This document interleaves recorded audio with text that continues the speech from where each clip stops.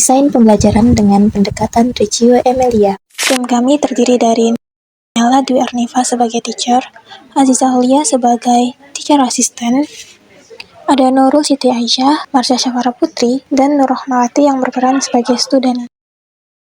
Dalam pendekatan Reggio Emilia, ruang bukan sekedar tempat berlangsungnya kegiatan, tetapi bagian aktif dari proses pembelajaran.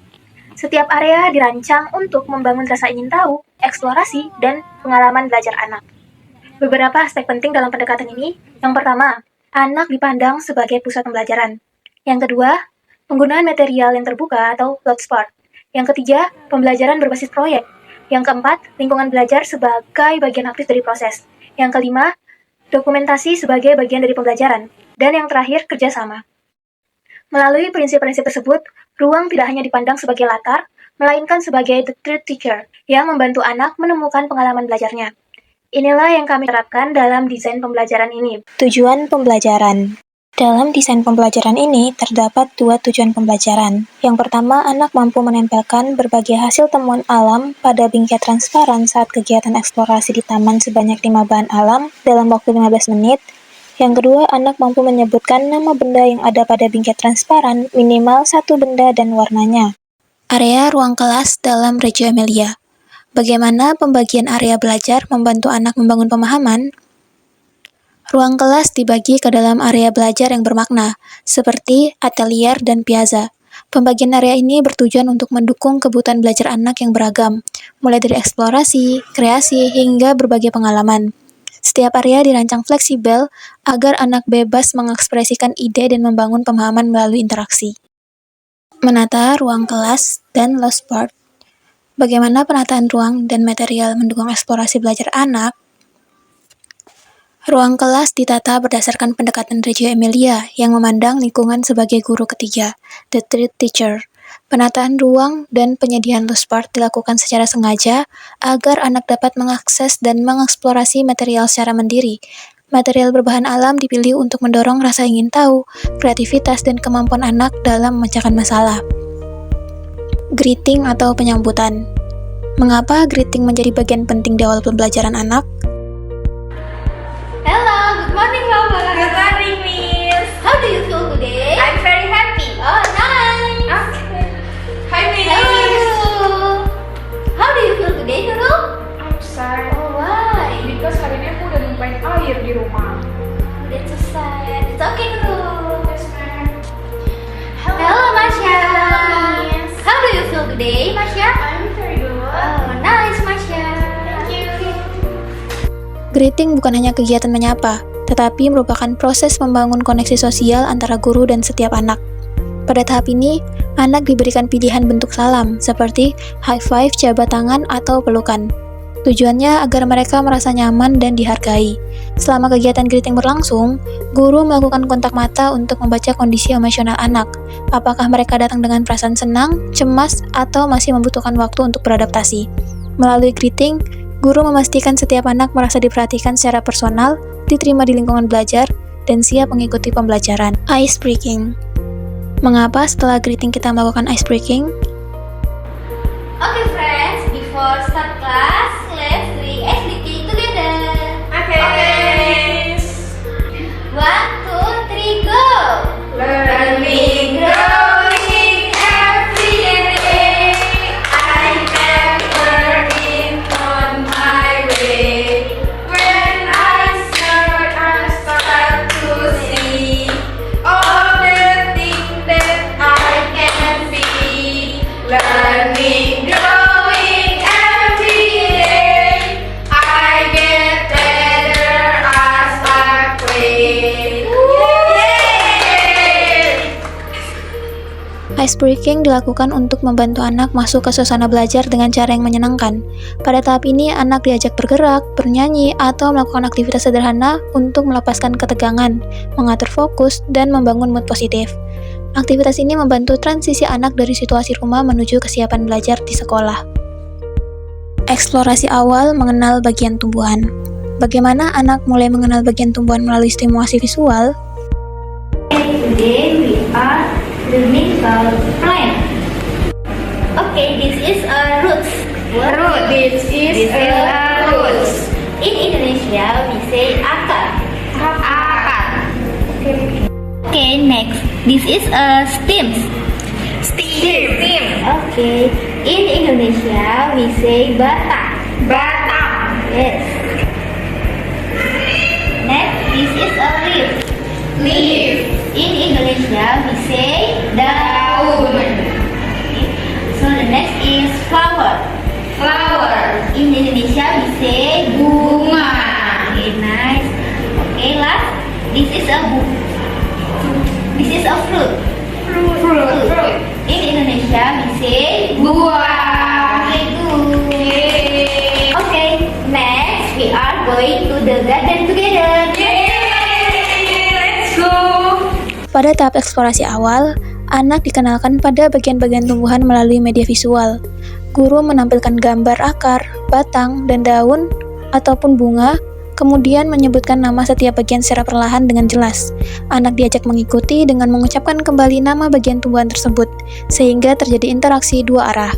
Penggunaan media visual membantu anak memahami konsep secara konkret dan menarik, serta menjadi jembatan awal sebelum anak melakukan eksplorasi langsung di lingkungan alam.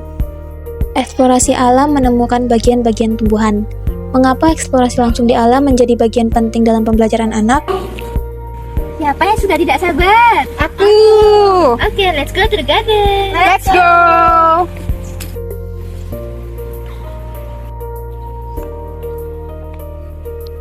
Okay, let's look around. What do you see? I see flowers. I Okay. see leaf. Okay. I see twigs. Okay, good. Okay, you can take them and have a example, some flower or some leaf. Okay, miss.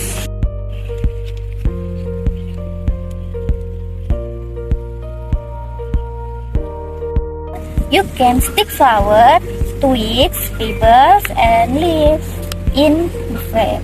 Okay, miss. Okay, let's find something in the garden and you can put in a hamper for project together in the class, okay? Okay, miss.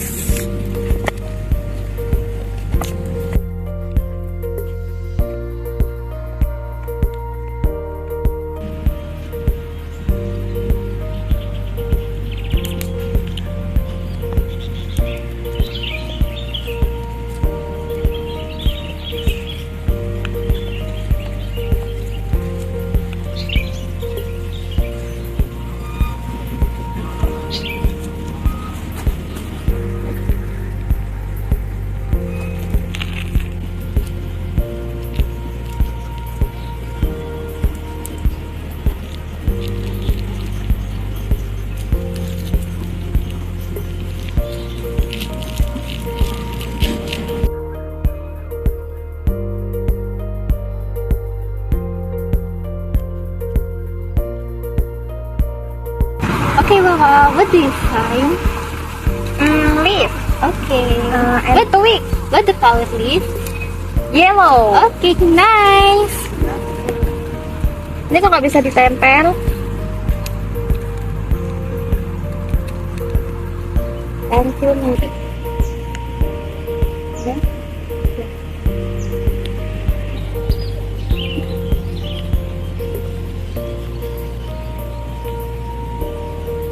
Hello, Masha. Hi, miss. What do you find? I find leaf. Look, bentuknya seperti hati, miss. Oh, yes, nice, Masha. Come here, guys.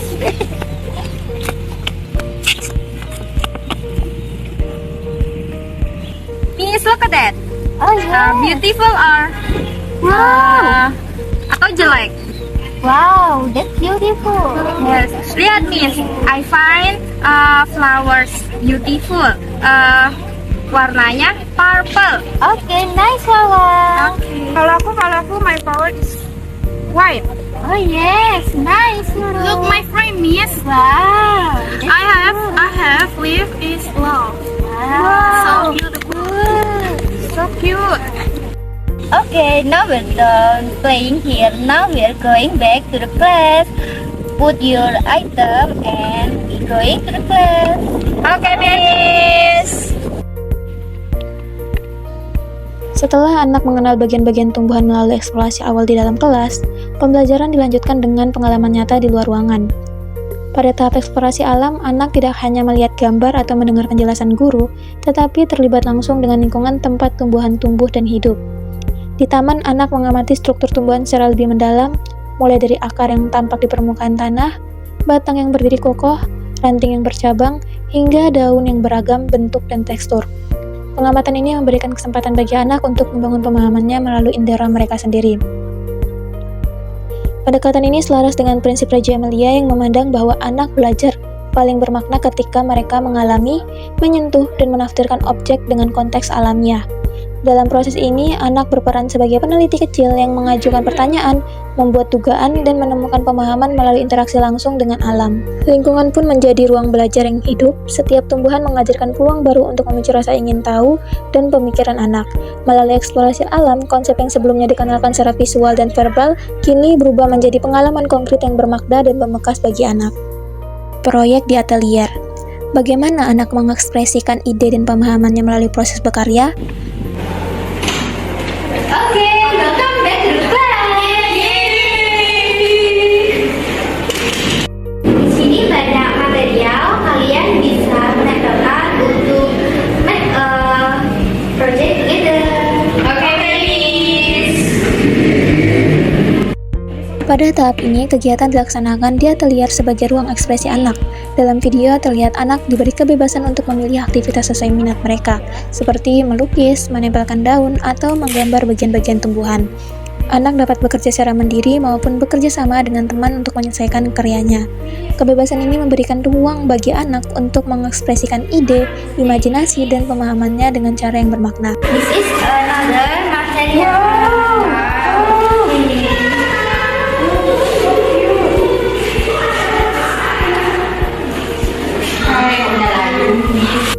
Guru berperan sebagai fasilitator yang mengamati proses dan mendukung eksplorasi anak tanpa mengarahkan hasil akhir. Guru hadir dengan memberikan pertanyaan sederhana seperti menanyakan alasan anak memilih bahan tertentu atau bagaimana mereka menyusun karyanya. Pendampingan ini membuat anak berpikir lebih dalam tanpa membatasi kreativitasnya. Selama kegiatan berlangsung, terlihat anak menggunakan berbagai bahan dan teknik sesuai dengan ide masing-masing. Ada anak yang fokus melukis bentuk bunga, ada yang menempelkan daun untuk membentuk bagian tumbuhan, dan ada pula yang bekerja sama untuk menyusun satu karya secara kolaboratif.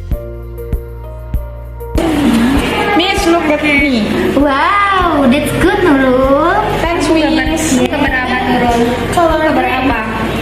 Daun. Keberapa? Daun. Ih, warna pink. Proses ini menunjukkan bahwa setiap anak memiliki cara unik dalam mengekspresikan pemahamannya. Wow, what are you doing, Masya? I'm painting rose, Miss. Wow, that's nice. Wawa, what are you doing? I'm painting rumput. Oh, that's good, Wawa. Hey, Nurul, what are you doing? Hi, Miss. I'm painting this butterfly. Wow, that's so good. Yes, of course. Thanks, Miss. Ruang Piazza. Bagaimana ruang Piazza mendukung perkembangan kemampuan bahasa anak? Okay, next one. Let's explain with friend. I will show you my friend. Ini ada bunga, Okay. batang, daun. Sini juga ada bunga lagi. Dan ini ada pasir-pasir. What the color of this flower? It's white. Okay, that's great, Nurul. Okay. Thanks, Thank Miss. you. Yeah. Okay, what do you find, Masya? I want to show you in my friend. Yes. This is a leaf, Yes. Okay, so. and then this is roots, Yes. and then this is flowers. Flower. Okay. What the color of your flower, Masya?